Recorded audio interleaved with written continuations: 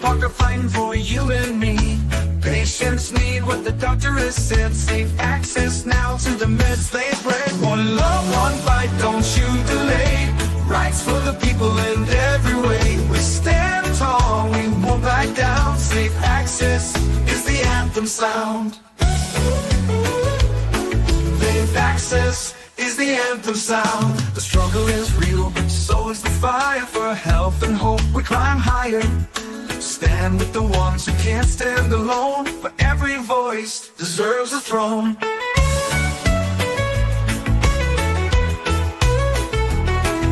Compassion leads where the laws resist. A healer's heart can't coexist with barriers blocking what we deserve. The people's needs must be preserved. One love, one fight, don't you delay.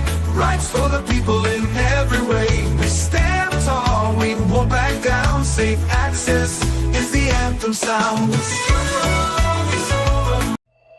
This production is brought to you by DHBN,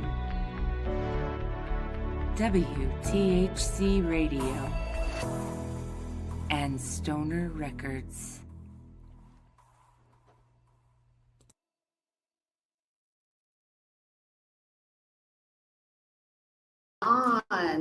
Welcome back to our weekly Patients for Safe Access podcast.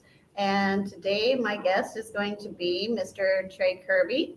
And today we are going to talk about a lot of different subjects. I took 2 pages of notes. Like I went back and I listened to the live video from Old School and stuff this morning. And I was like taking notes this morning, making sure I had everything wrote down that I wanted to bring back up. You know what I mean? So give us a little bit of a story about you. I know that you ran for city council in Norman, Oklahoma, and you've got so much stuff going on beyond that. Yeah, I was born here in Oklahoma in Norman, in Ward 5. The city council seat I ran for was Ward 5. I was born in Norman, lived in Ward 5 my whole life. My dad, brother, aunts and uncles all still live in Ward 5. I live about 5 miles away from where I was living when I was born and grew up. So my brother right around the corner. We've been here for about 5 generations in Oklahoma. So when Norman started making all these changes, I never thought I was going to be in politics. I'm an electrician by trade, and then I do a farm. I raise goats, pork, beef, mainly just goats and beef. But we do a lot of work with like the FFAs locally and stuff. And when I started reading the 2060 plan and the 2045 plan, and they doing what they call the 2025 AIM project and all that, we started seeing flaws in like what they're going to do with our water and how they're going to hurt farmland, the farmland that we grew up on for 4 and 5 generations. And my dad's a retired plumber. My grandpa was a plumber. My wife's grandpa was a plumber. He was actually who hired my dad at OU. So they monitored the water wells around Norman for generations. And we've watched the arsenic rise. We've watched the chromium-6 rise, as they did in California under Aaron Brockovich. And now they're wanting to create a new system. And as one of the options, they haven't done it yet. And the louder we are, the more likely we can stop it. But they're wanting to dump about 6 million gallons a day of water through the Day Blue Creek into the Little River, which will go into Lake Thunderbird. And we take about 80% of the water in Norman from Lake Thunderbird. So that's kind of a risky deal anyway. Well, to do that, they look at it as they're just dumping it down river. That's coming across people's farms, like our farms, farms that have been there a lot longer than this stream of the dilution is the solution technique that they're about to use. And you got to look Midwest City and Dale City, parts of Oklahoma City, other cities also rely on that lake's water. So we're not just affecting the people who live in our community, in our town, we're affecting other communities of the state of Oklahoma. So I started speaking out a little bit against it, and it drew a little bit of attention. And then that's where I ended up now in politics too, not just farming. That's okay though, because I love the Hellraisers and I love the ones who are not afraid to speak their damn mind. Yes, we should always be professional about it, but the same stroke, man, we can knock the hell out of some shit. Get some help, it needs to change. You were talking about the water, coming across your property. So what year is that project vision for? 2016? By 2060, they would like to have it done. When you read the 2045 project plan and everything, this year, 2025, was when they were actually supposed to start releasing water into that area. You can't get a lot of information. People don't really want to talk about it. They're not secretive, don't get me wrong. If you go up to the water plant, the guy will meet you and he will sit down and talk with the director up there. He's a pretty good guy. Okay. But he can't just tell all. You're going to have to do like open records and whatnot to get that information. But they kind of act like it's just a thought, but it is in there on a date of it would be this year that they could start dumping down the dead blue. And that means that the water's already, and they know, so we use more water than we technically can have because we have so many wells that have such high arsenic levels that we bring in water from Oklahoma City at the rate of about 1 million gallons a day, or a lot in the millions.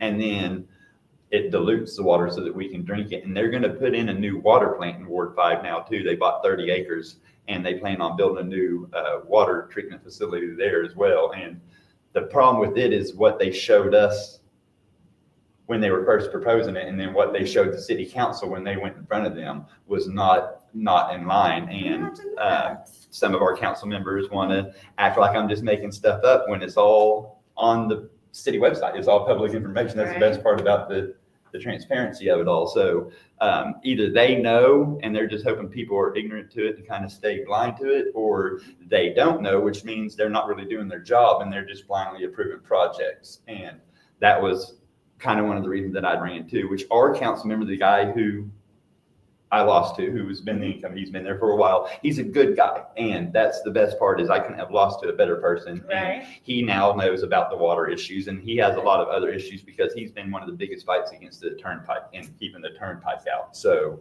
that's a big deal because if it comes through, it pollutes our water as well. Right. So it's not that he hasn't been working his rear off. He's just been so busy that he, as I see now, was missing certain things, and he needed people to be able to bring it to his attention. Yeah. Sometimes that's what, being an advocate is about, is about bringing the attention to something that they're not aware of themselves, because, legislators, they're not in the cattle industry. They're not in the cannabis industry. Well, some of them are, but we'll keep that shit quiet for a little bit. But anyways, so not a lot of them are, okay? And so they don't know, you have to go up and you have to semi-educate them. I had one senator that asked me what was Delta 9, they truly didn't know what Delta 9 was, and it was a pleasure for me to be able to, explain what Delta 9 was to that person and to help educate them about our stuff. This watershed thing though, with the runoff, wastewater runoff issues, what type of I guess I would not call it diseases, but E. coli and things like that, does that bring with that issue? Well, as you know, Oklahoma's had problems for 20, 30 years with the chicken farms that had polluted the rivers and everything, all of them. So they passed regulations and made it where it would be safer as they thought. And now they're learning that almost all of our lakes are suffering E. coli this year. Kids are dying and stuff, and it's from 20 years ago. They're saying that farmers let the nitrogen. But you also got to think that as they say that, they're allowing people to dump human manure down our rivers and on land. And so if that has residual narcotics and all kinds of diseases, they've had some places that the farms got condemned because of the amount of aluminum that was in the human manure that was spread on the farm. And recently in Texas, there was a real big deal about a farmer's neighbor spread human manure, and it killed his whole herd, a couple hundred head of cattle. Wow. Michigan, the same thing. They condemned about 400 head of cattle and euthanized them all and took away the farmer's land. You can't ever use it no more. Maine, there's a milk farmer who can't use his milk. He has to pour out all the milk that he milks daily because of human manure. And now in Oklahoma, Jim Shaw, he showed studies that people who use human manure causes a different air level, different types of pollutions in the air above your land, even though you're the neighbor and you don't want it. And we're trying to stop it. There's a lot of us who are fighting to stop it. And then we have senators and representatives in Oklahoma who do farm, and they get this free fertilizer as they look at it from cities like Norman pays. Man, 30s of thousands of dollars just to get it, and we ship it out to like Tribby or out to Pincus, out to another town. That way it's not going in the river near us, but we're still putting our problem on somebody else. So exactly. somebody else's neighbor has happened to put up with this, and our legislators, same as they killed the bill. They wouldn't even let it, they 2 or 3 bills, they killed it. And that's just like with the foreign grows with Jim Shaw. Put in a bill that would have, right now it is illegal for foreign ownership of land in Oklahoma, but there's no teeth to it. So Jim Shaw made a bill that said if you are a foreign ownership, and you're doing an illegal grow and I catch you, I'm going to actually prosecute you. And here's what we're going to do. And they said, no, we don't need that. And they killed that. Well, if you're really against illegal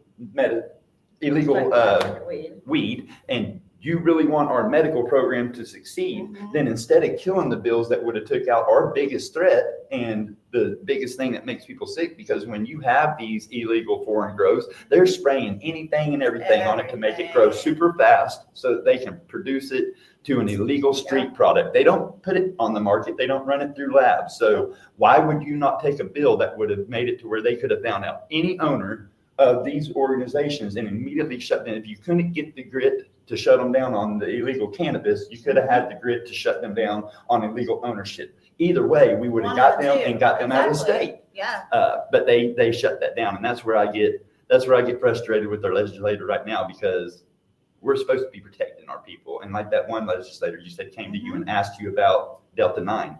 If you take the time that you tell the people you want to represent the people, your job is to represent the people. So it's not your personal beliefs. It don't matter if I agree with medical or recreational. It don't matter what I agree with. It's what the people who voted me into office want. And it's also what the majority of this state has voted for. And people come in and they take their personal life and their agendas and they bring them with them instead of leaving them at the door when they sit down. Thank you.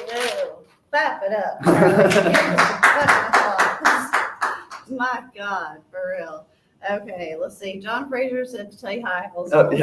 Hey, how you doing, John? And Ronnie Welchel says Trey Kirby for governor. And I am down with that, Ronnie Welchel.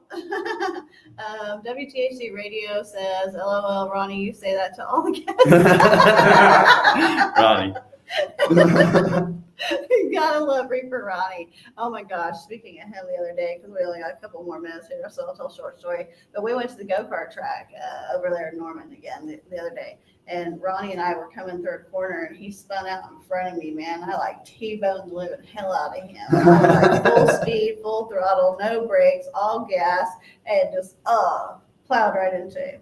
I was like shook for that. Ronnie was like, he was bruised for a couple days. I was bruised for a couple days. That track's great too. Dude, that track is awesome. It really is. It's been there my whole life. I mean, as long as I can remember, it's been over there. Just people, and they've got newer equipment now, so it makes it even better. Yeah, it's in Norman. That's kind of why I brought it up. You know what I mean? Because like I've noticed, like with all the construction and things like that, whenever we went down through those areas, like the water runoff and things have changed since they're building all the add-ons to the highways and stuff. And it's even affecting some of it down there. Probably hurting him too because of how long the wait is just to get off the traffic, making it to where people can't get to him as easy, I would imagine.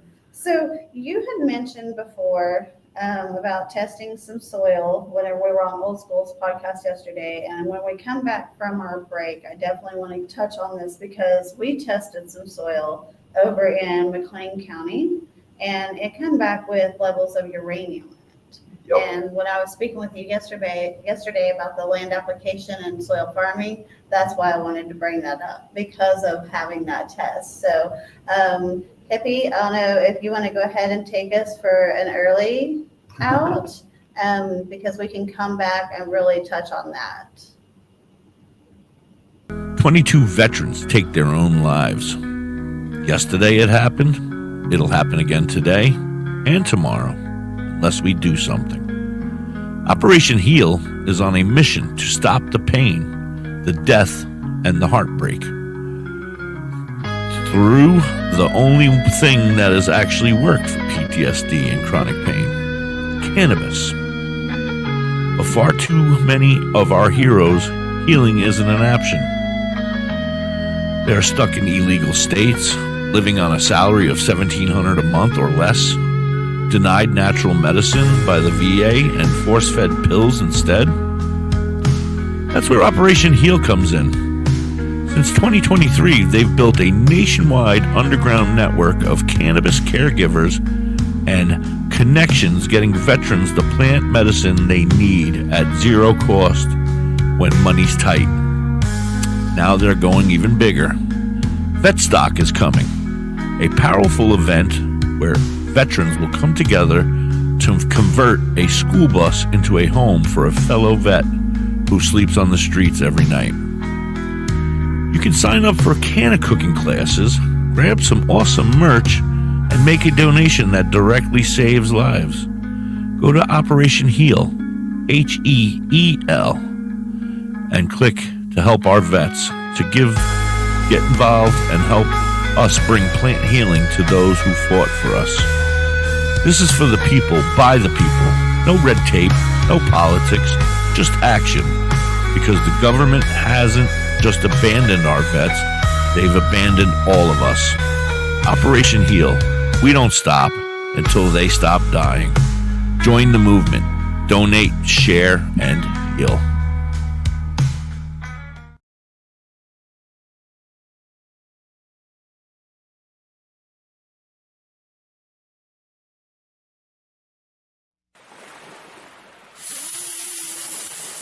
Oh man, that looks like it's our last one, man.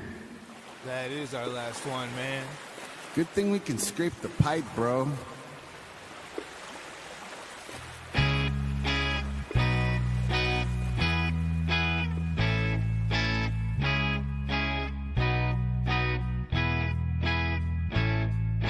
Never gonna be bankrupt again. Never gonna be bankrupt again. Never gonna be bankrupt again. Never gonna be bankrupt again. Gee!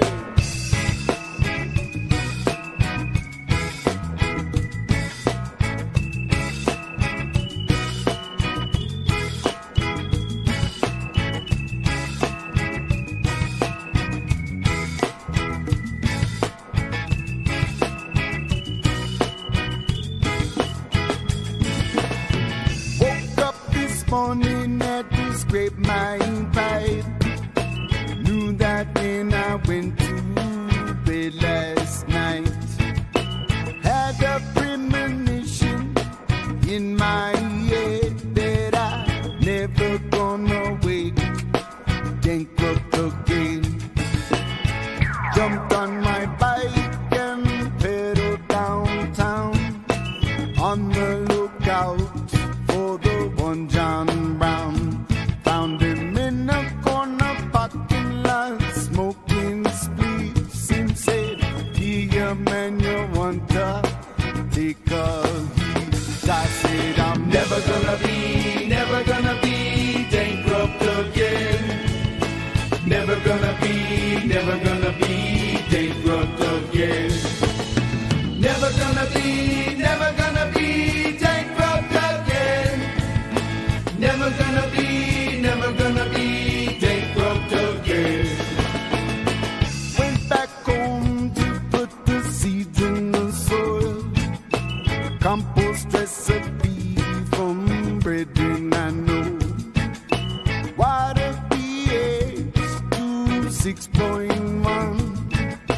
Jah in control of the ebb and flow. Planting seeds, putting flower in my hand so that I will never awake bankrupt again. I said I'm never gonna be bankrupt again. Never gonna be bankrupt again. Never gonna be bankrupt again.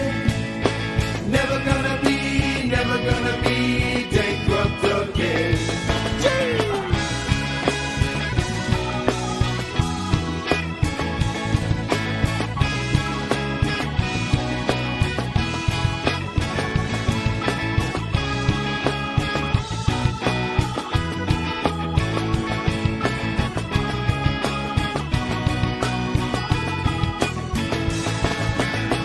gonna be bankrupt again.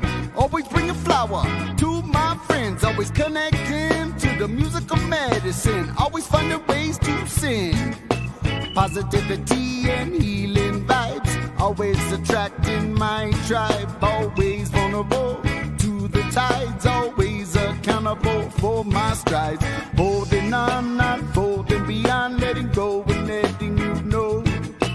Bankrupt isn't never gonna be a part of my flow. I said I'm never gonna be bankrupt again.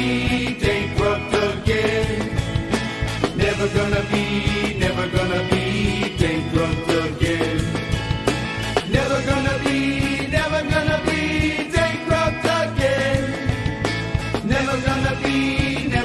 be bankrupt again. Driving around, I see John Brown. Him said, dead dumb man, him said, him never gonna be bankrupt again. I said, hey John Brown, can I give you a hand so that you yourself will never be bankrupt again? I said, never gonna be bankrupt again. Never gonna be bankrupt again. Never gonna be bankrupt again. Never gonna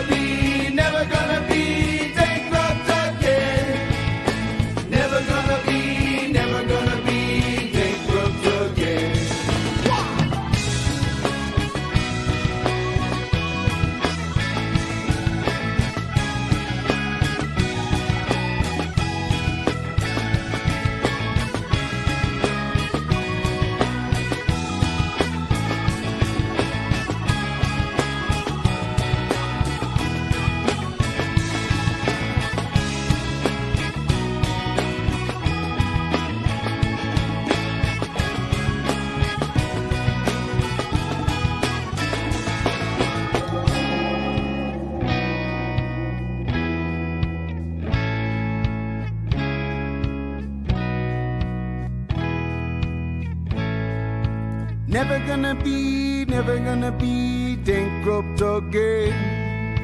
Never gonna be bankrupt again. Never gonna be bankrupt again. Never gonna be bankrupt again.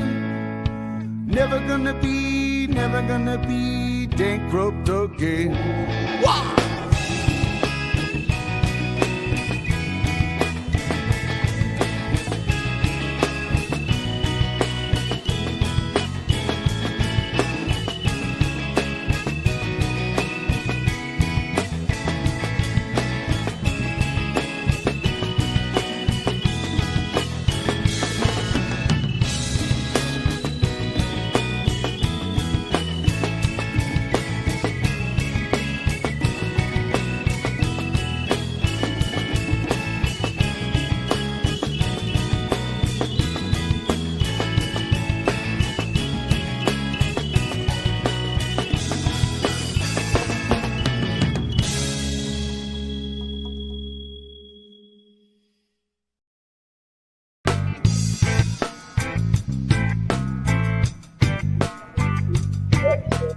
Like in like an hour's time.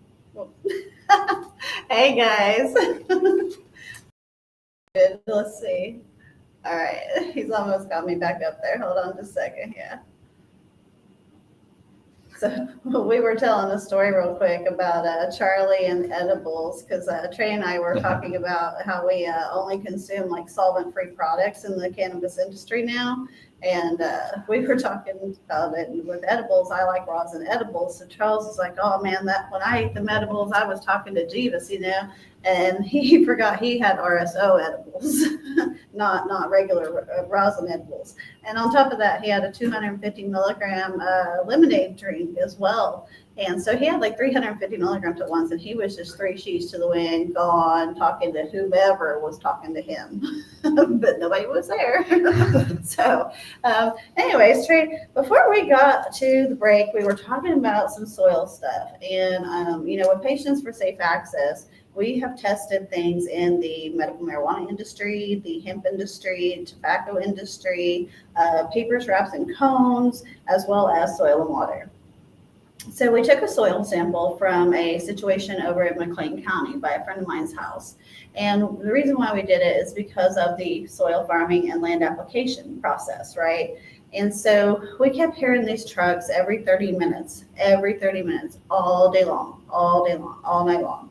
And it was them coming over to dump material onto the surface of the land, right? Well, we ended up going over there with fluorescent lights and stuff like that. And the shit glowed in the dark blue or green, you know, and not all of it, not every piece of the process, but like there was segments of it and pieces and stretches of it for like a good bit that would have this element to it. And so we were like, well, how is this like safe? What's in this? You know what I mean? We wanted to know. So we took that soil sample, we submitted it to a lab here in OKC, and it came back with levels of uranium in it. And then what was the other item that was in it too, Charlie, that they found? Arsenic. I think it was cadmium and uranium. I think is what the soil sample I would have showed. said a Geiger off. Yeah. And so, but my question there is, I mean, fortunately, that landowner doesn't utilize that land currently for running cattle or livestock or of any kind on that property. But there's a lot of people that hunt in that area, and you have the deer, and you have other livestock, you know, animals that come through the process who might be grazing that land. And it wasn't enough uranium to like set off, you know, oh my gosh, you guys, this is catastrophic. Oh my, no, we're not going to fear monger you there. We're not going to lie about it. But it was enough for the lab to agree that, in their opinion, it was toxic waste. So if that's the case, how are they allowed to do that to our land?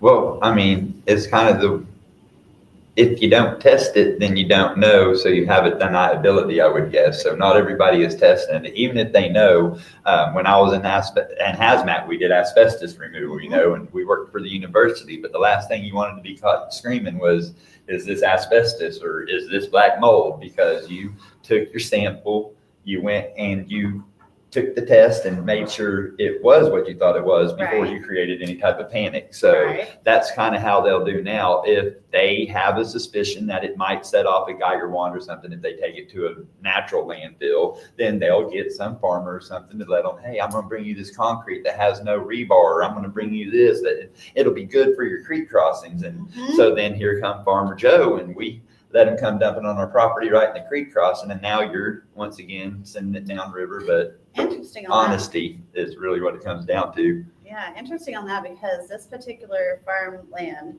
the owner was paid like $10,000 from the oil company to allow them to spread that out there. And see, then that's not a surprise anyway, because anybody who knows about fracking or rock disturbances, that's where that's going to come out of. So that's why they have wastewater dumps for oil companies and stuff, because they know what's in that. And my family actually is in oil a lot. So it's funny, they knew that couldn't pass the test at a regular, and it would have cost them a little bit more because they couldn't take it to a regular dump. They would have had to take it to a hazmat dump like out in Tecumseh, and we have limited amounts of them.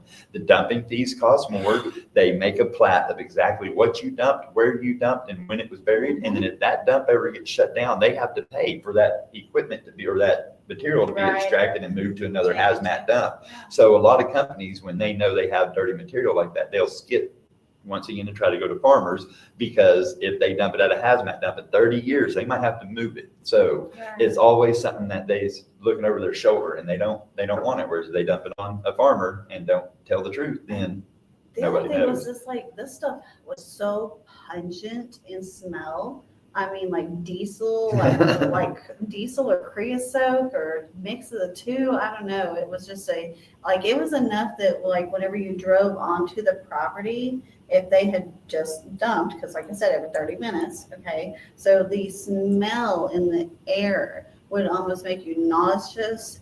It gave my old man a migraine right away, you know, and like that was literally just downwind from where we were at, you know, and we're like, damn, that's horrible. And it'll last weeks or months sometimes. Yep. Yes. When it's fresh, it lights on fire.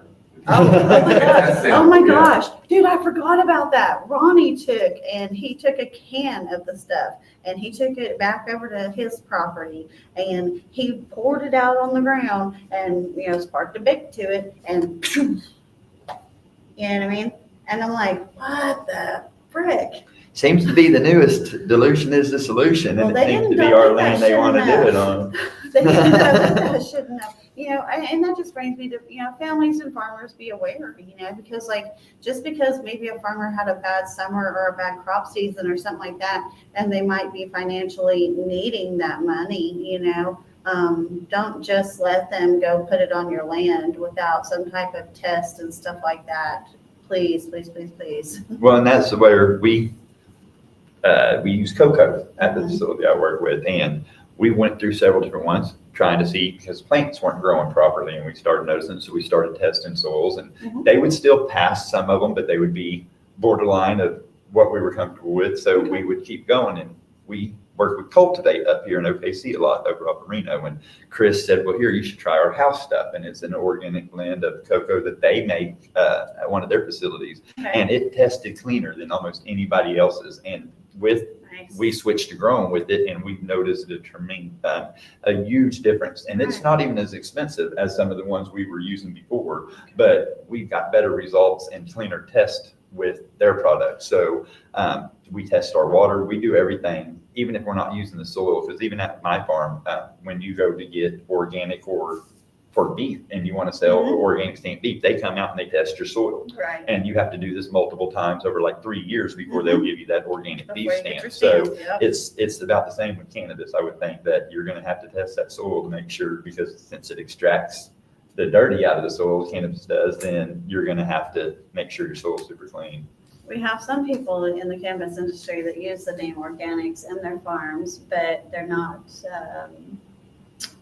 maybe the farm, it might be organic, but their processing centers aren't. We have that same industry.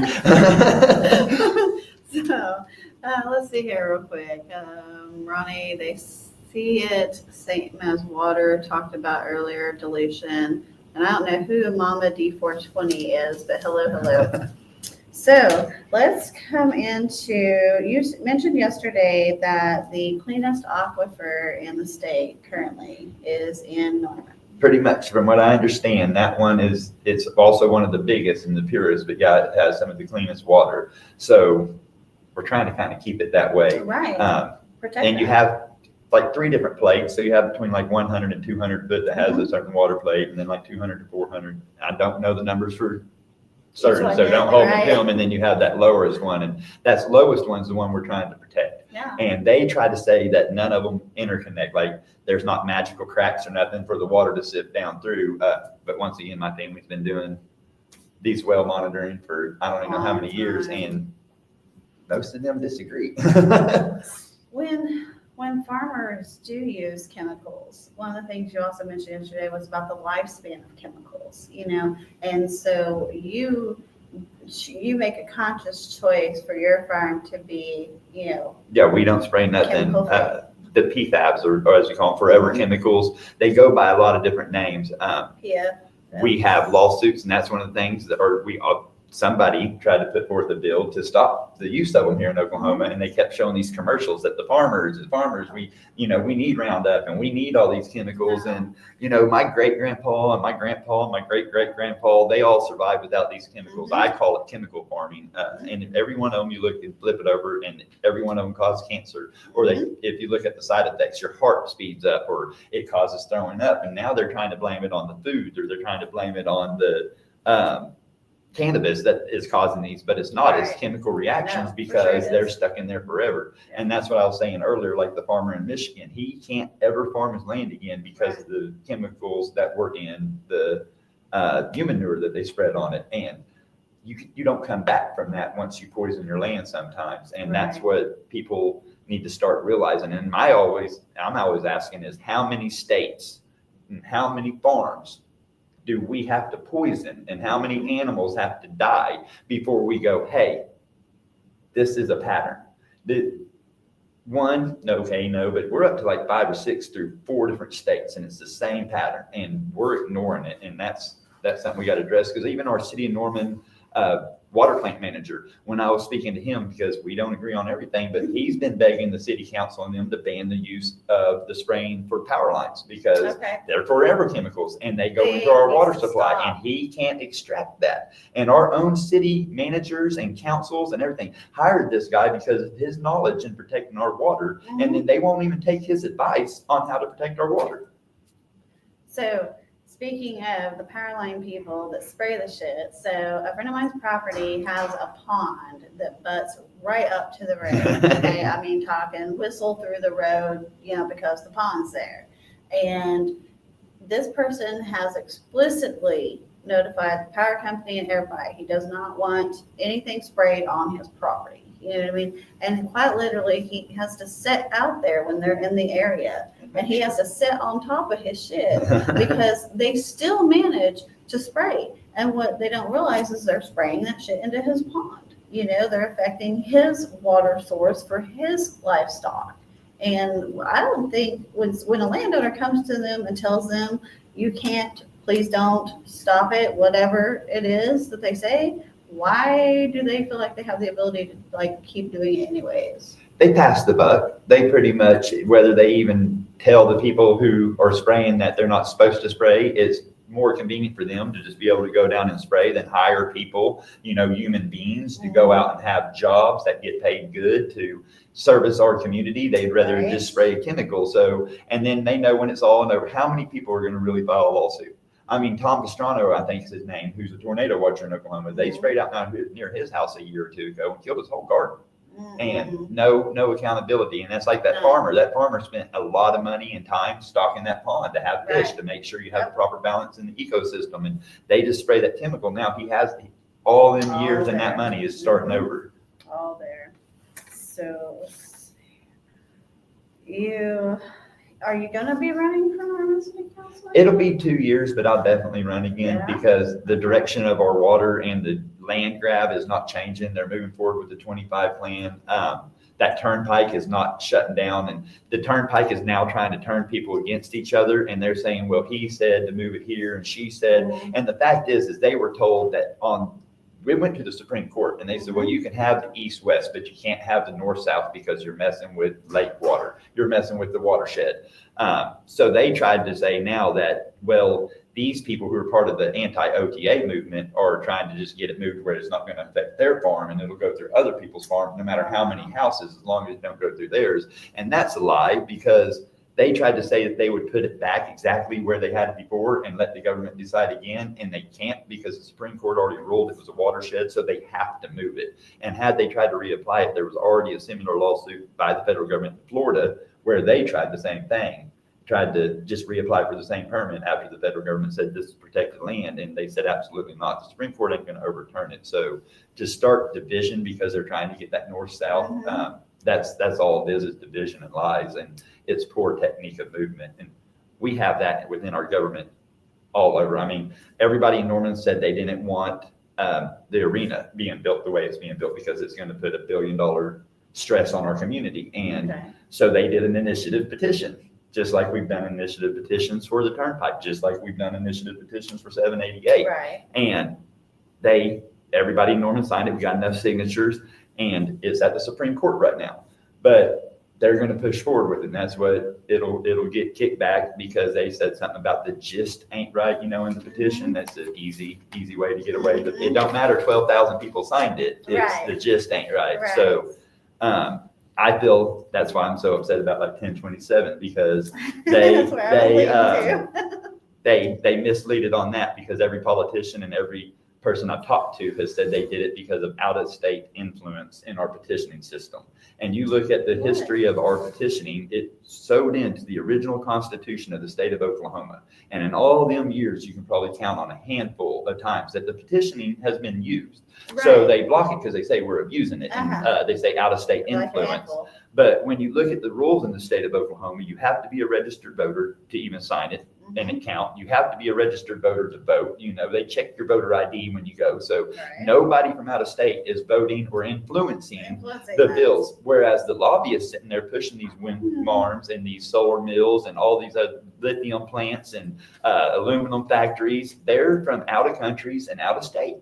And yet they're sitting the closest to the senators and the representatives, not us, not the petitioners, but the lobbyists. And they are okay with their money being from out of state and all of them from being out of state, but they're not okay with Oklahoma residents protecting our state. So it upset me when they took our right to petition away on that, because we've used that to protect Norman for the last 20 years. It's one of the only things that's kept the farmers in Norman safe. Wow. And now they're saying, well, it protects rural communities and small agriculture. No, it don't. You hurt the farmers in other areas. And so we're in a big fight right there, to the point that I am being censured by the Republican Party in Cleveland County. And they are after another woman who is speaking out as a doctor's point of view about certain things, and they censored her.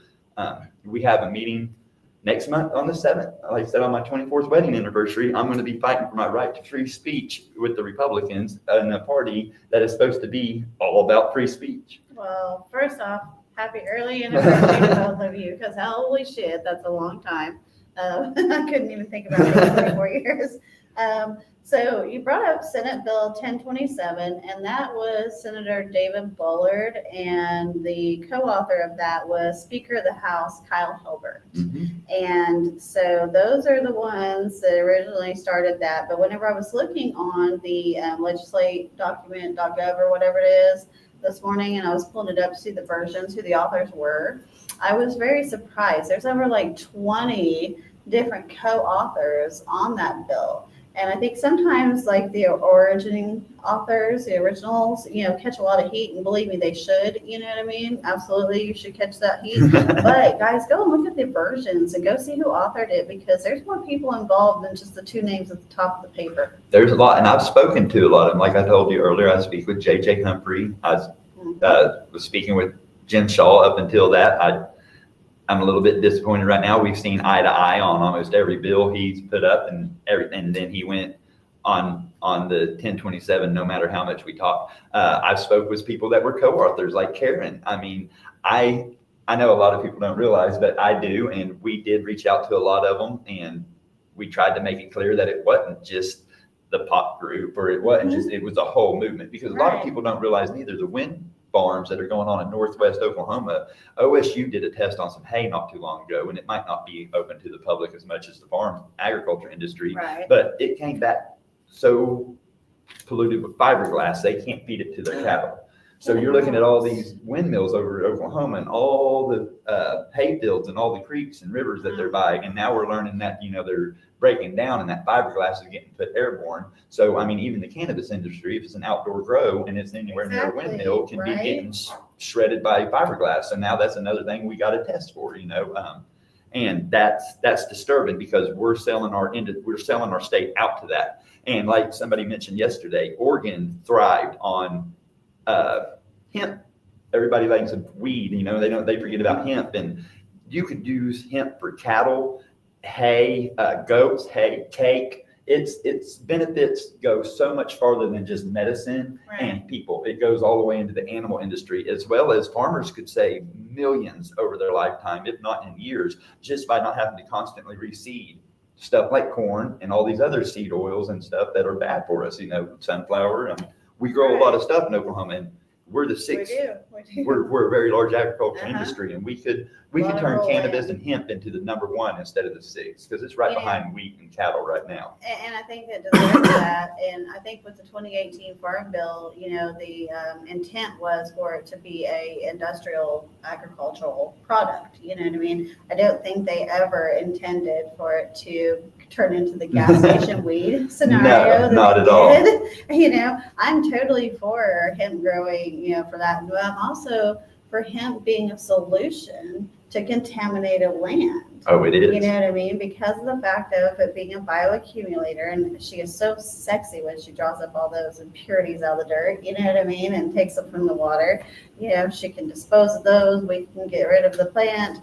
Hemp is such an awesome solution for that purpose, I think. It can be made into fuel. It can be made into clothes, ship cloths, sails. It can be made for movie curtains. It can be used for concrete and wood. I mean, it is endless. So, I mean, even if it was a polluted hemp, you could still figure out a way to make roads out of their concrete and contain that contamination. And, it's still not it's better than what we have right now, just leaving it in the soil Right. and making hundreds of thousand acres. Because I mean, people don't realize if we don't eat, we're going to die. And if we don't have clean water to feed ourselves, our food, I mean, Right. everything around us takes clean water, and we're Water just is so not paying important. attention to it. Water is everything. It's our existence. You know, I mean, how long can the human body go without having water? I Is don't it know, like not 7 long days enough.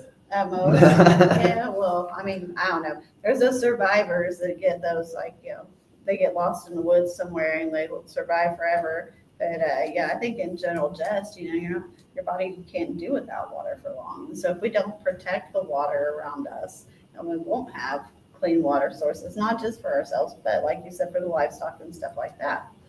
So you were talking about the state question initiative petition type thing a second ago, and how that has helped you guys in Norman. And we have, of course, 837 right now. And it was an interesting conversation yesterday because when we were discussing 837, then you were talking about how initially you were not on board for 837. Not at all. And then this shit happened with Senate Bill 1027, and it literally pivoted your entire household. You know? Yes, it did. I help veterans a lot. I like veterans. Everybody in my family has served in the military. So it's kind of a big deal to have cannabis. Mhm. And my mom died of cancer at 53 years old. We didn't have cannabis here. And I watched morphine. I watched all the different bad toxins they put in her. And it made her mind to where she couldn't enjoy her last few years, hours, and days with her family and her grandkids. So cannabis would have been a different route. No, it wouldn't have saved her. She was stage 4, very aggressive cancer. Nothing would have saved her, but it would have made a more easy leap. So when it come to this, and to me, Senate Bill 1027 took away our First Amendment rights. And it literally says in our Constitution, state and federal, that we have the right to petition our government when they go wrong. And everybody says, well, we're not a democracy, we're a constitutional republic. You're right. And that constitutional republic was written on the Constitution that said you cannot take away the people's right to petition. Right. So when they took away our right to petition, that's number one. There's a reason our founding fathers made freedom of speech, number one, and freedom to have guns, number two, is behind freedom of speech, if you notice. Yes, and we put it up here on a pedestal. And I'm a gun owner. I don't have a problem with guns. It hangs on my wall where it belongs. But if number one was your speech and number two was your guns, then how can you justify taking somebody's speech? Well, that's the same thing. We voted for cannabis. And ever since we voted for it 8 years ago, they have tried to destroy our program. They have changed the rules. They have changed the game. They have ignored the cries for the legal growers hollering to help from the illegal growers. They have watched people be bullied. They have watched lawyers do corrupt stuff. They have watched so much go on. I walked into a courtroom one day and the lawyer comes in and says, oh, here we are, another marijuana grow gone wrong. Well, it went wrong because they didn't listen to the people and they didn't follow 788, which we the people fought for to pass the best medical program in the USA. And they ignored it. So now I'm looking at them taking our First Amendment rights, and I'm like, man, if they're that open about it and they're that bragging about it and they're that bronze, that they'll just look at you and go, well, your free speech don't matter. It don't matter. So what we're going to do is we're going to take that. Well, if they're going to do that, then what do you think they're going to do to cannabis next? Because cannabis in Oklahoma was established, after 37 other states had already voted for it? And then we finally get it. And the first thing they do is start trying to take it away from us. Yes, and, how did we get it? An initiative petition. How are they going for recreational? An initiative petition. If you were that scared of it, why are you scared of 837? I'm looking at whoever. Why are you scared of it? It's tried to come. How many times? And how many times has Oklahoma voted no to recreational? We said no. So you taking our way of free speech because of your field of recreational, when we've already made it not happen, shows that there's more to it than just our speech. And therefore, I would vote for the 837 right now because from the way it's been described to me, and I'm always open to hear, but it would sew in the medical part of 788 into our Constitution, making it impossible for the legislators to change it without a whole lot of work. And that's the only reason I would go for it. It's not because it's going to do all this other stuff. It's because it protects our veterans. It makes it to where we can always grow. It makes it to where the veterans can always have a medical card. It protects the medical. It has nothing to do with the recreational that I'm supporting it. It and everything to do with that they're going to protect the medical to the point that our state representatives can no longer touch it. Right there. I dumped my notebook on that one. No, for real though, because like hearing you talk about it yesterday, I've not been openly like for or against 837 currently. And a lot of that has to do with me having the advocacy group. And so my personal beliefs don't need to influence someone else's decisions. I didn't want to ever support it or not neither until. But I mean, from a patient perspective, I got to thinking about last night and I was like, I do need to like share the information in regards to state question 837 so the patient followers for me can and make their own decision based on the information that I share from like Orca and other places. But, I had some issues with it because I had some potency cap things and other things that I would have personally thought would go in to protect people from having too much too quick on the recreational side, and also from taking medical products from us on the recreational side by buying our medical stuff up, right? And so like Arizona and them, they have them split. It's like you go into a dispensary and part of it is, recreational and part of it is medical. And so if you need your tincture salves, pain creams, roll-ons, things like that, pain patches and such like that for THC, you would get them from the medical side. When you come in as a recreational patient, you're not coming in to buy that stuff most of the time anyways. Here's my deal with that. And when I'm lucky to be in the industry, unfortunately, we no longer have this dispensary. They were an amazing dispensary. They were called Silverleaf.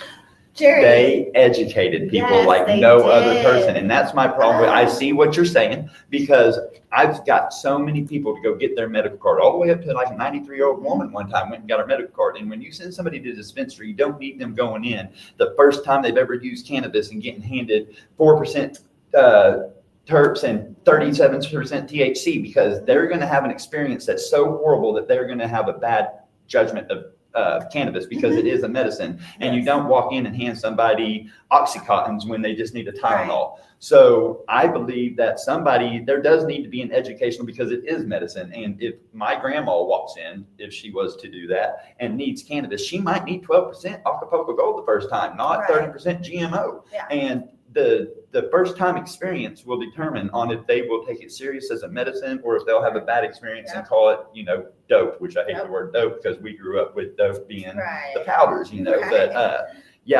that's, so I get where you're going with that. Jed, we don't always agree. There's a lot of times we don't agree.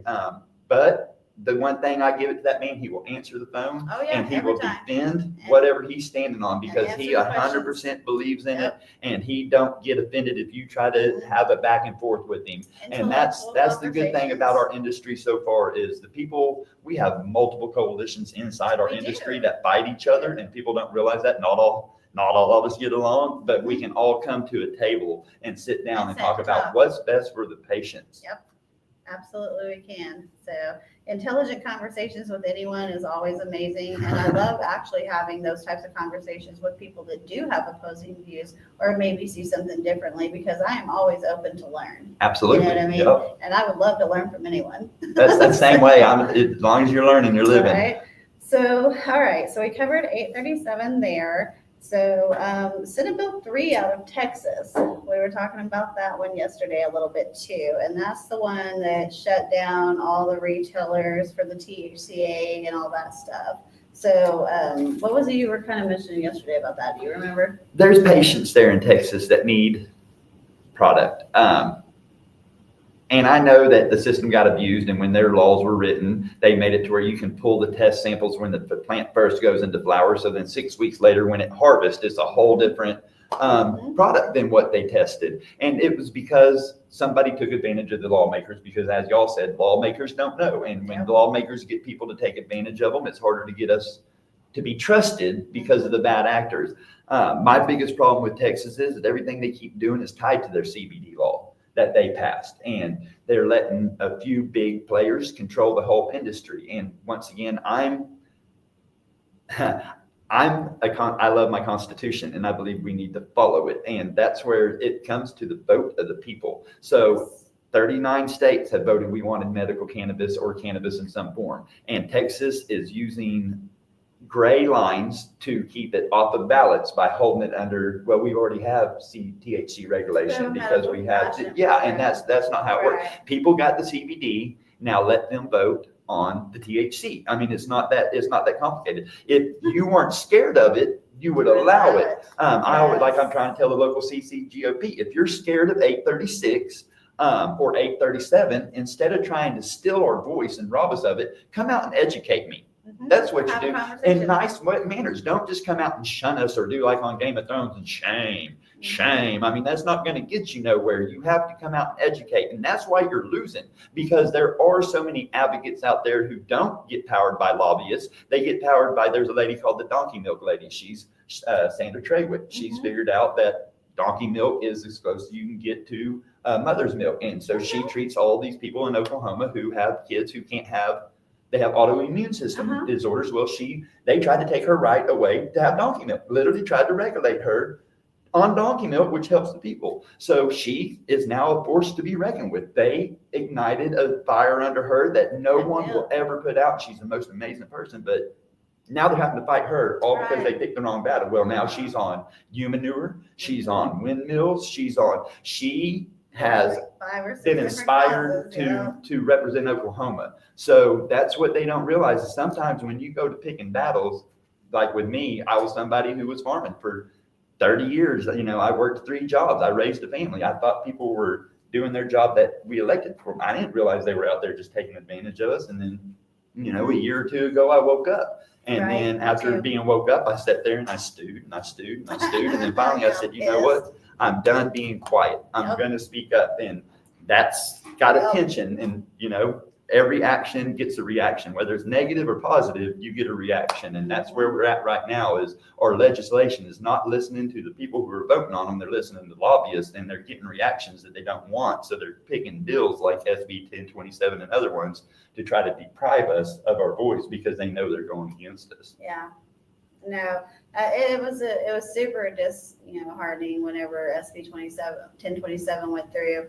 I think it was the same week when that one went through when the pesticide expansion panel that we had been advocating for got stricken down, off of the Senate floor by Senator Bergstrom, and the thing I want to say about that with the labs in Oklahoma, we were just talking about this earlier, okay, is that part of the labs in our state were advocating, saying that the equipment that the OMMA was going to have them required to have on site to test for the pesticides to expand the list was going to be just a financial detriment to them, that they would not be able to, make that purchase and continue on with their business.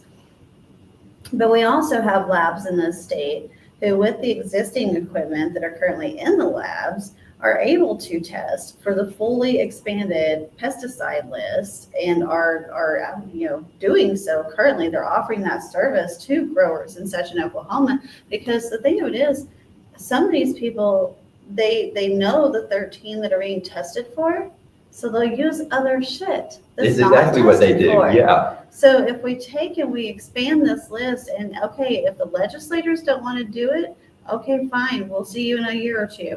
If the regulatory agency can't get it done, we're going to figure that one out too. But as patients, we have the right to say, hey, I would rather have product from somebody that tested on a panel of 66 than somebody who just did the bare minimum and only tested for 13. Well, and if you've ever seen it, when you get them back, there's untested all over.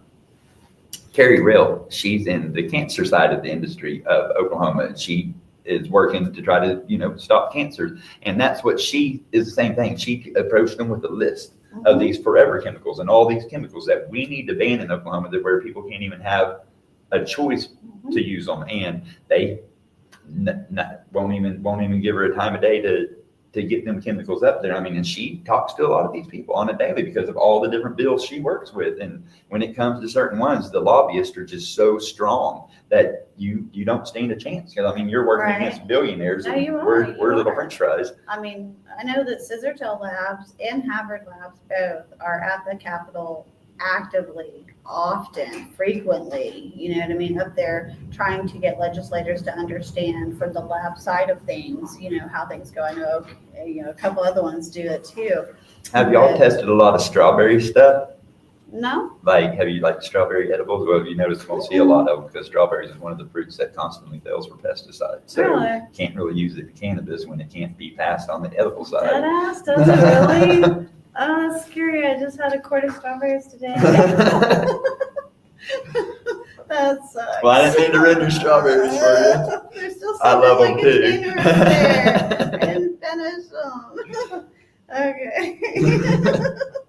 So, speaking of pesticides and stuff like that, when we were talking about the lifespan of the chemicals, you had mentioned that there are some of those chemicals that get used on these products and agricultural consumable products that literally will linger around for 200 and 300 years. We can't even, so I filter water.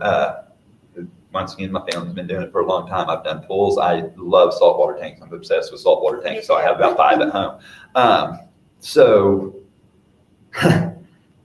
we can't get it out. I can filter you could nuke this planet and we could virtually filter that out and make that water drinkable. We can't filter forever chemicals. That's where they come to the solution is dilution is the solution, you know, because they cannot figure out how to filter them. So all they can do is send them across the surface and hope that the earth can extract it back into itself, which then you're not going to put it back in the earth. All you're doing is laying it on top of the soil and leaving it there for me on something that you can't clean up. So that's why people are so like the city manager on the water manager in Norman and like Carrie with the cancer is we're trying to stop them, like OMA trying to stop these forever chemicals because there's not filtering them unless you let earth do it itself like it did, which, you know, for a trickle of water to filter all the way down through and back to your aquifer, it don't just happen overnight. You know, most of it runs off. So it's kind of a big deal. Yeah. So on your farming, you mentioned about you guys test the soil and you guys test the water and things like that. And you do all of that to make sure that what you're growing your products in or what you're watering your livestock with is clean and pure product. And that's super important to you because, you know, you provide a great service with your farm. And we're going to plug it, Kirby. It's Kirby Land Cattle. .com? Yes. Yeah. Okay. KirbyLandCattle.com. And it's spelled out A&D. So check it out because you were talking yesterday about your meat delivery service, about the online orders and the SNAP access, and those were important things. Yeah, because we've been doing custom for about 12 years on the beef, 10 years or so on the pork, and we've been in goat for about 3 years now. We noticed that Walmart and other big corporations, they're getting billions of dollars a year because they can accept the SNAP program. So why Walmarts thrive, farmers die, because we're being forced. We have 4 or 5 main processing companies that hold the price on the industry. They decide. So even if it sells for 90 cents a pound, they're going to sell you a pound of hamburger for $5. If it sells for $2.95 a pound, they're going to sell you a hamburger for $5 because they have LRPs, livestock risk protection plans. It's an insurance. So they're it's almost like shorting the market. They buy high knowing they got to sell low because in insurance, the USDA is going to write them a big check, which comes out of you taxpayers. Small farms like us, we don't get none of them subsidies. We don't take none of that. So I decided all the people in my community should be able to have fresh farm food without having to go to Walmart or anything, because as Walmart, they buy, or a lot of stores, I can't say Walmart, all big box stores buy their meat from somewhere. They don't get to watch how it's raised. They don't get to see if it's fed corn. They don't get to see if pesticides, herbicides, or any fertilizers that have forever chemicals are sprayed on the grass, because even if it's all organic and grass fed, that grass more than likely got sprayed with stuff. So on our farm, we birth it, we raise it, we breed it, everything. We do the whole animal husbandry all the way until I take it to your door. Well, we fought for 2 years to get the state to be able, we just wanted to be able to take food stamps to where we didn't have to have a farmer's market and pay them, or we didn't have to have a store and pay them. We could just do it ourselves. And we worked with them patiently, and we got it. They did a program for Oklahoma, Texas, Kansas, and Arkansas to where they'll give the SNAP equipment to the farmers and help with the grant, on a small grant on that if you don't know how to do it. or can't afford it, they'll do it for you. They got another set of farmers up north that were already doing this type of program.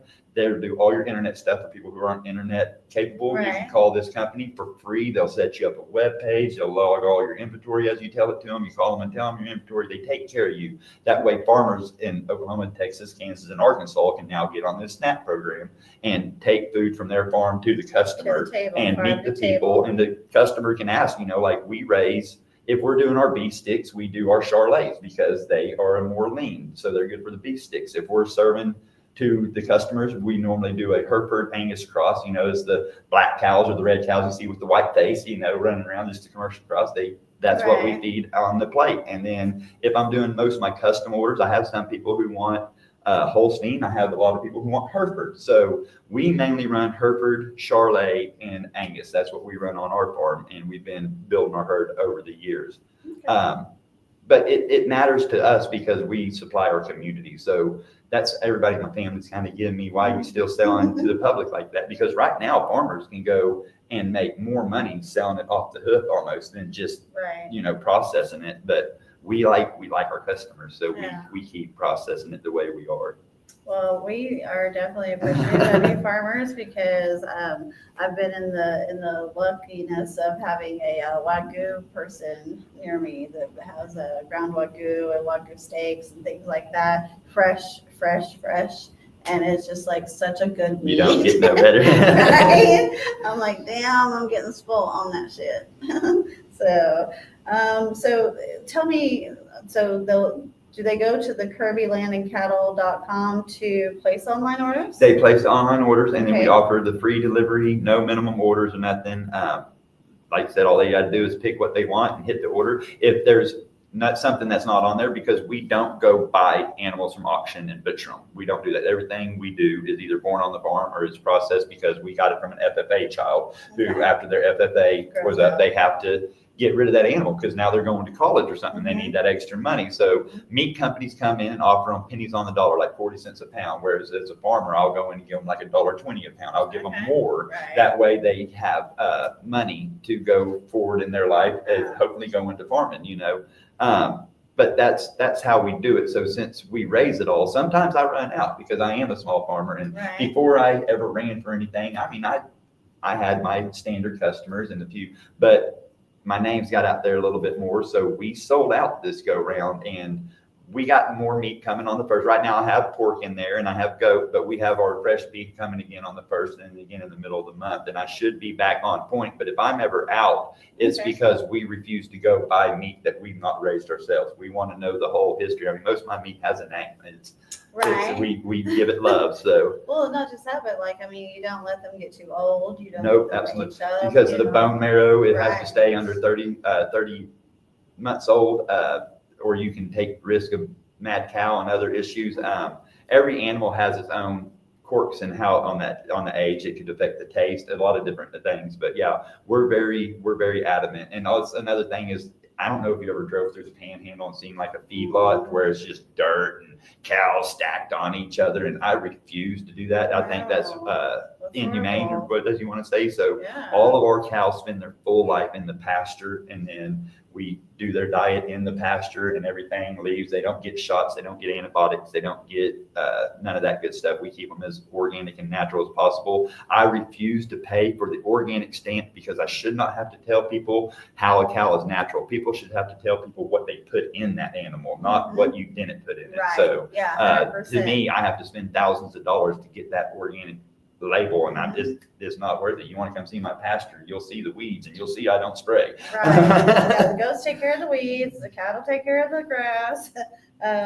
We were talking a little bit about the whole situation with different legislators being pro and against for different things, and in the cannabis industry, and I would think even in the farming industry, because cannabis is farming, that having pro-cannabis, pro-farming legislators in those seats would be beneficial. We have so many of the rhino dinos up there that have no desire to touch cannabis, legislation. In fact, I've even had, one just basically tell me that they don't want to deal with it anymore. They're not going to unless they have to, type of a situation. I've had them tell me they want to outlaw it again. Yeah, Yeah. see? Like, how is that okay? Like, we put them in that seat, we put them in that office, and you're gonna tell us you're not gonna handle a problem that needs to be addressed. Like, Exactly. get the hell out of that seat and let's find somebody else to fill it. For real, people, do something about this. You got to vote, you gotta get registered to vote, but then you gotta follow through. And you got to stop straight ticket voting, Yes. because Yes, just because they're in your party because, don't mean they're fighting for you. absolutely. Just because they're a farmer don't mean they're pro-farmer. It could Right. mean they inherited that farm and they're living on the silver spoon and they have no respect. They hated it, they despised it, and then they Mhm. inherited it. So they could have an evil hate for farmers for all Right. you know. Just because they live rural don't make generational them issue. your friends. We have to start getting more involved. Like I said, I voted for so many years thinking I was voting for people that were fighting for our interest, and they were not. And that's the problem, is we are only 90-day politicians, I guess nowadays. I'm not a politician. 90-day, we only care for like 90 days. We need to care 365 days a year, and we need to do it constantly. We need to watch these people and everything they vote on, because I loved Jim Shaw and I love all these people. And then when they did 1027, even though we agreed on 15 things, that one thing was so critically bad that it took away every bit of respect they had earned over the time. And they had eliminated 2 of the people that I thought was horribly bad. They took, 7 of the 9 people got removed from office that we had issues with. And then they came in and they were doing great. And then boom, out of nowhere, they do. And you call them and they're like, well, this is my thing. I'll read into it. And then you call them, and they're like, no, I'm going to push forward with it. If they're not afraid, you got to be the black sheep sometimes. I get that the other Republicans were all going to vote yes, but sometimes it takes the one guy standing up and saying, I'm not going to do it because it's not right, to start turning the crowd. And it seems like all the Republicans on that one just waved together and went with it, not caring how many people emailed them, how many people called them. And then that's the other thing I have a problem with, and I know this is going to I'm going to catch a lot of flack as a Republican, but I'm sick of people in my party going after the other party before they've even had a chance to make a mistake. And same thing, going after people in their own party before they've even had a chance to make a mistake or correct something. Being so pro-Republican that if a Democrat does beat them, that they, even no matter how good the idea is, they'll never listen to it because they're a Democrat. And it goes both ways, but it's not my job to call out Democrats because it's not my party. I'm in the Republican Party. And since my party is acting like kindergartners, it's my job to call them out. And they start calling you uniparty and they start calling you all these names, but all it is we have to work together. And it's like Jacob Rosencrantz. He's a Democrat. He's in Norman. He's not my representative, but the man cares about the water and exposed a huge issue with the water. And everybody wants to degrade him and downsize him for the fact that he's a Democrat or he has a ponytail or who cares? Right. It has nothing to do with that. Everything to do with the issue at hand. And people need to just stop with all the nonsense and walk up, like I said, to the table and let's sit down and talk. I don't care if it's a capital D, R, or I. If we can fix the problems that have been going on that have received us $36 trillion in debt and cancer and everything else, then let's come to the table and talk. Absolutely. I love that. We need the pro-cannabis legislators need to stay and anti need to go. Gotta go. And get out of there. Speaking of going out of the system and coming into the system, you were talking about the inbound mayor of Norman. Yes. His history story. I took a lot of flack on him too because the person that ran against him was a Republican and a lot of people liked him. I refused to vote for him. There was another guy named Riley. Well, Stephen Tyler Holman has served Norman for 12 years as a councilman, longer than any councilman ever. His family is 4th or 6th generation from Norman. He's seen a lot. He knows a lot about Norman. He is pro-cannabis. He is so pro-cannabis. Before we had 788, he worked for a store called Friendly's Market, and it sold, salts, CBDs, hemp shirts. I mean, it was, as they call it, a hippie store, I guess you would say. The owner is awesome, great guy. He owns multiple local businesses, very educated. They raided his store because he sold glass pipes. They hit 2 different stores in Norman on that, and there was one on Main Street and then him. The other store didn't fight it as much, took a plea deal with Stephen and Robert. They fought it. Yeah. They won. The courts demanded, and even the DA said, give them their material back, the pipes back. They said, nope, Stephen took it all the way to the Supreme Court. Once again, won.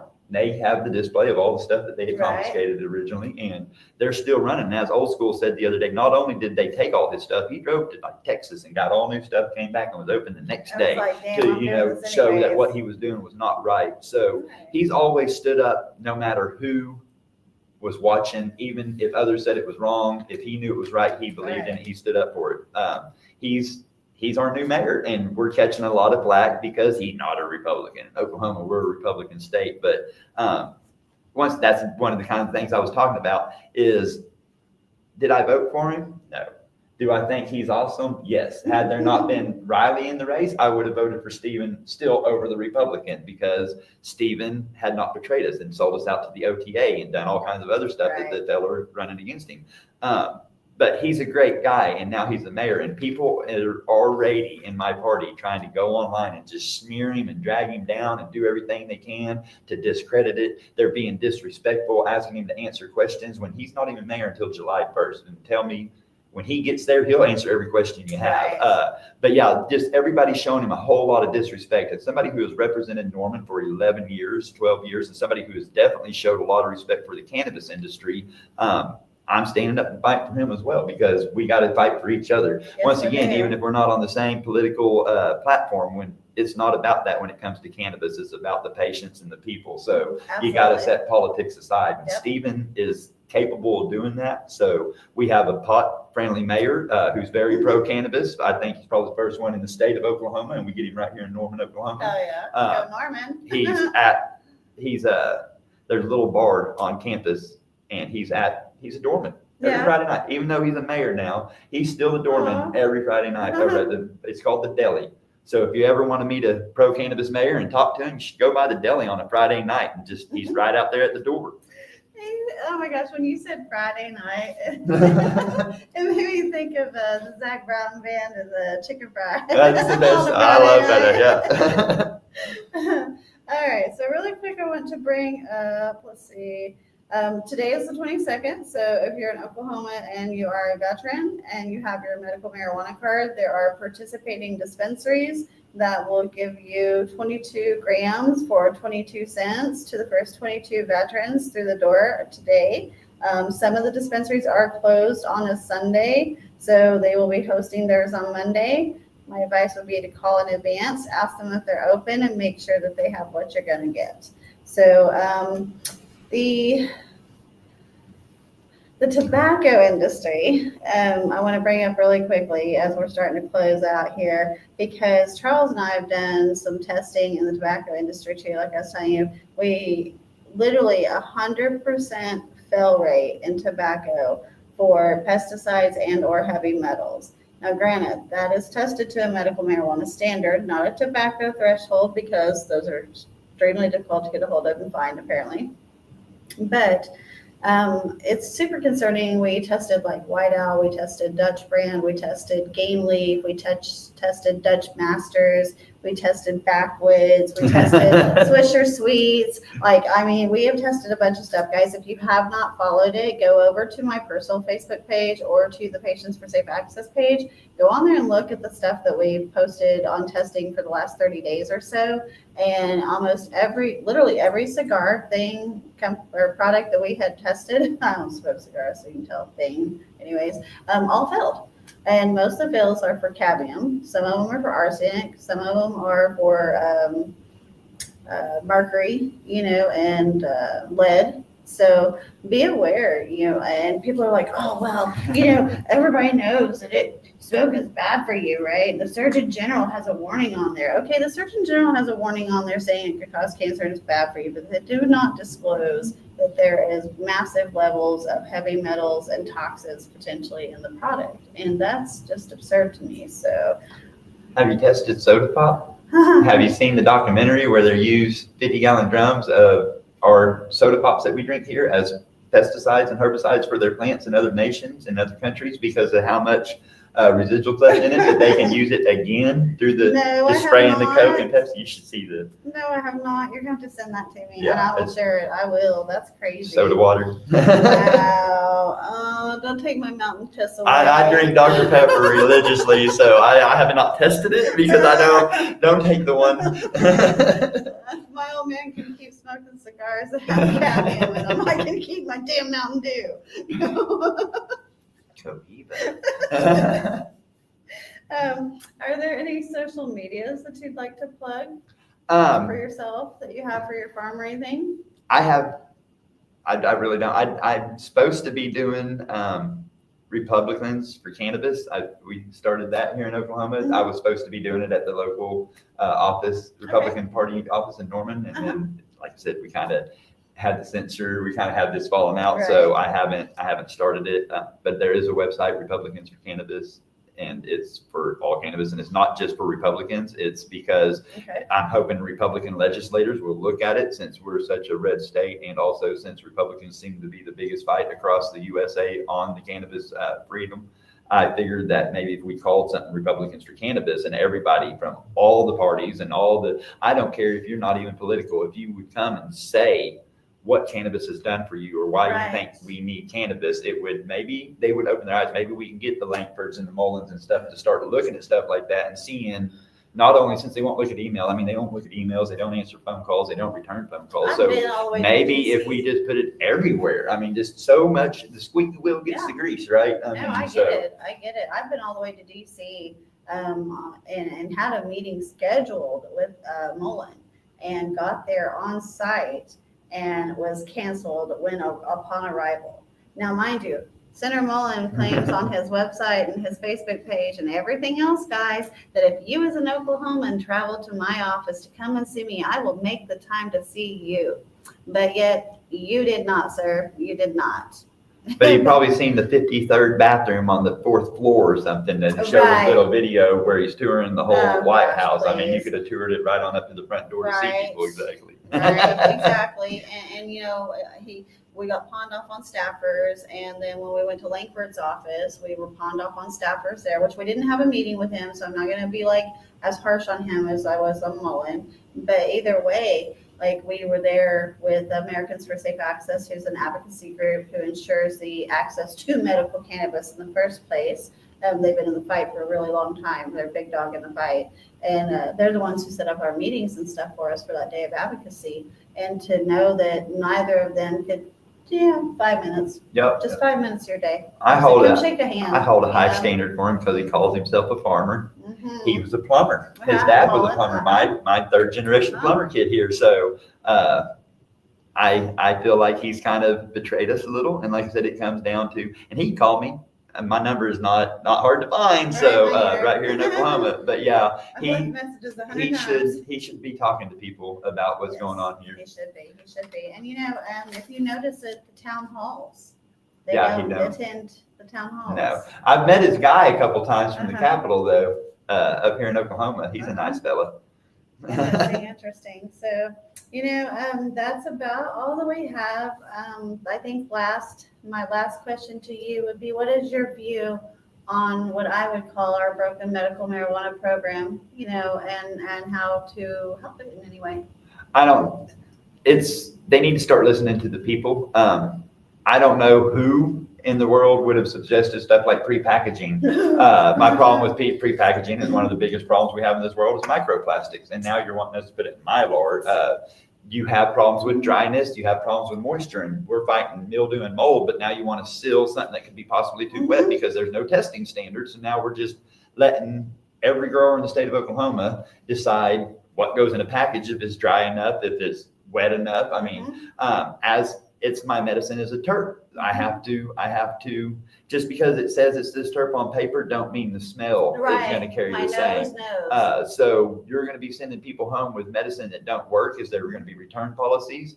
And the other thing is they say it's going to create the black market, it's going to stop it. But before the market was legal in Oklahoma, we seen this thing called brass knuckle. And brass knuckle fought to try to keep different stamps on them or whatever to show that it was brass knuckle making them, but they were all knockoffs from foreign countries, you know. So now that you're prepackaging, and most of prepackaging is coming from foreign nations that have no copyright laws, all you're doing is guaranteeing that you're going to flood the black market with untested, unsafe product that's probably mildew or moldy because you tried to say taking away deli style medicine. And this is where I fall, because it's not medicine. We have a doctor recommendation, not a prescription. Right. So it's not Absolutely medicine, correct there as it's well. an herb. So what other herbs do you see sealed? When you go to Walmart to buy some rosemary or something, is it Right. sealed up? No, it's not. You know, you can buy fresh leaves. So why is it that you're going to take away? Keep the dispensaries, keep the testing, keep what we had, but don't take away our deli. And that's where we can go all day long on stuff that We they're could making decisions that they have Yeah. not questioned the people. And like I don't know about other people's grows, but our grow, we had to take people from other jobs within the grow to do now pre-packaging, you know, because you're flooding the strait with, there's not enough processors to process everybody's packaging. So a lot of our growers are having to package their own. You have to buy equipment, which once again, like the testing, it costs money. We did it, but the hardest thing that hurts is the amount of man labor that we're losing from important positions to focus on Over that, pre-packaging. right. So Yeah. Well, we can thank TJ Marty all day, 3 times over. 3 times. 3 times over for running pre-pack. So, you know, I advocated against that at the Capitol a couple of years ago. I, you know, did the whole hashtag fuck pre-pack, you know, type of a thing. My friend Kat Will from Groovy Cats in Tulsa, she was at the Capitol with me, and she always brings, even to like the OMA open public comment meetings and stuff, she'll bring like fruit in a Ziploc bag that has a paper towel around it. And she'll be like, hey, do you want to buy my fruit? Can you see my fruit? Can you smell my fruit? Do you want to buy my fruit? You know, and the reason for that is because, you know, that fruit's ripeness might be good for you, and it But it's might not smell for good me. to you, but it isn't for me. But now I can't see it, I can't smell it, I can't, you know, none of the things that I need to be able to do for my medical benefit, you know, and it's how she puts her presentation together is pretty comical. It's very informative. She puts it out there. She's pretty blunt. That's what we need nowadays. I was raised in a house where you didn't talk politics or religion. I don't even know what my parents' political figure I was, didn't either. because nobody talked about it. And we went from a country that was $1.4 trillion in debt to a country that was 36 trillion and climbing in debt in just 4 decades. And it's because we were all taught not to talk about nothing, take your little fillers, throw them to the side. Yep, And love now that. nobody can talk about nothing and not without being hysterical and stuff about it. So I think, as I taught my kids, it's time to talk. It's time to be open, and it's time to let our voices be heard, because people don't know what we want if we don't speak. Yep. Thank you so much, Trey. I appreciate that. Let's see. All right. So last thing we'll do here is comments to read real quick. Silverleaf even had knowledge of pet care, and they did, because I used to get my CBD oil for my dog that has mast cell skin cancer from Jerry, and now they're closed. They and I probably can't helped get 2 or it. 3 dozen people I know get Right. their cards and their medicine. Charlie says bad actors equals criminals. And I agree with that. In our state, you know, whenever OMA uses the term bad actors, you know, they'll talk about the bad actors putting out pesticide-ridden products or things like that. And it's not a bad act. It's a horrible performance of not doing it right. Exactly. You know? So Ronnie would like to know, does donkey milk taste like real boob milk? Brother, I don't know. Sandra Treywick on Facebook, also known as the Donkey Milk Lady. You'll find her at the Capitol almost every week. She's a tall brunette with a black cowboy hat on. She'll tell you all about it. She's, once again, amazing and can give you full details. I've never had it myself yet. I love that. All right. And Katrina says, hi. Charlie says, absolutely great show. Mary Jane May says, Summer Parker, we have been fighting pre-pack 445. They are corrupt. They are all corrupt. You are correct. Pre-pack sucks. So I even was like, at one point I was like, repeal 3361, you know? And of course there wasn't shit we could do about it. But, you know, now it's already signed in and it's done, and now we have to deal with it, right? Well, a lot of people don't realize these bills just get new numbers and reran. They do. So everything you see, they ran over 3,000 bills this year at our Capitol trying to get, and that'll all show back up next year. These people don't give up. Our battle don't end just because we beat it this time. Like we got, once again, 365 days a year to fight against them, because they're spending that time and way more money fighting against us. So Well, good luck getting a hold of them though during the summertime, because like I've sent several emails about those failed tobacco products. I literally email the entire tobacco committee, okay, all 8 members. I email it to multiple senators I've had conversations with, and everyone and anyone that I could think of, okay? I've not received an email back in 2 weeks since I sent the last one that has 6 fails in it. They're out drinking senior Well, margaritas with no, senoritas they're or out there something. FF games on the golf course. All right, guys, that is about all we've got for today. So thank you so much for tuning in. Can't wait to see you guys again next week. Mr. Kirby, thank you so much for coming on. So much love, one love, and we will catch you guys later. Thanks, Hippie. Stepping up strong with a righteous plea. Summer Parker fighting for you and me. Patients need what the doctor has said. Safe access now to the meds they spread. One love, one fight, don't you delay. Rights for the people in every way. We stand tall, we won't back down. Safe access is the anthem sound. Safe access is the anthem sound. The struggle is